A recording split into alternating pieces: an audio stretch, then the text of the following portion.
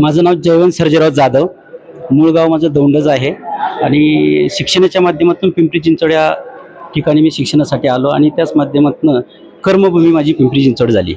त्या माध्यमातून मी छोटे मोठे व्यवसाय करता करता टाटा मोटर्समध्ये परमनंट झालो।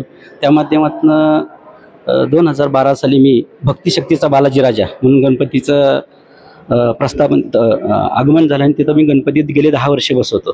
त्या माध्यमातून अनेक कामं सांस्कृतिक माध्यमातून सामाजिक राजकीय असे कामात मला ओढ होते।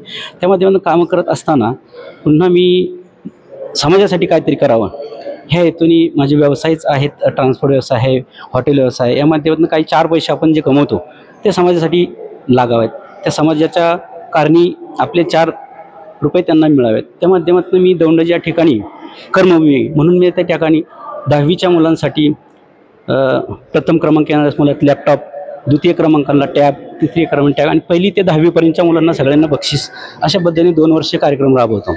त्याच्या व्यतिरिक्त रंगमंच स्टेजचं काम मी दौंड या ठिकाणी करत आहे। दगडोबा श्रीपतराव दादा जाधव हे माझे चुलते शिक्षण प्रसारक मंडळाच्या माध्यमातून त्यांनी दौंडच्या ठिकाणी शाळा सुरू केली आणि मुलांच्या माध्यमातून त्यांना काही शैक्षणिक जो लाभ होईल अशा पद्धतीने ते देत राहिले। तोच वारसा मला असं वाटलं की आपण बी जपला पाहिजे। त्या माध्यमातून मी अनेक कामं गावामध्ये करत आहे आणि सांगायचं म्हटलं तर समाजासाठी आपल्याला जर काय संदेश द्यायचा असेल तर मी तर म्हणेल की परोपकारी असणं गरजेचं आहे। 4 रुपये आपण कमवतो तर आपल्या जन्मभूमीसाठी 4 रुपयातले 2 रुपये आपण प्रत्येकाने दिले पाहिजेत।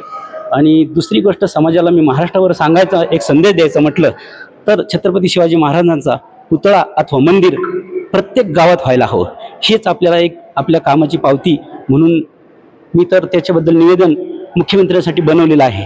ते मी मुख्यमंत्र्यांना सादर करणार आहे की जेणेकरून आपल्याला प्रत्येक गावात छत्रपती शिवाजी महाराजांचा पुतळा अथवा मंदिर होणं हे गरजेचं आहे। आणि तुम्ही नवमहाराष्ट्र माध्यमातून मला जो पुरस्कार दिला या पुरस्काराचं मी स्वागत करतो, आभारी आहे आणि इथून पुढं असंच समाजाला उपयोगी पडण्यासाठी मी सतत प्रयत्नशील राहील। धन्यवाद।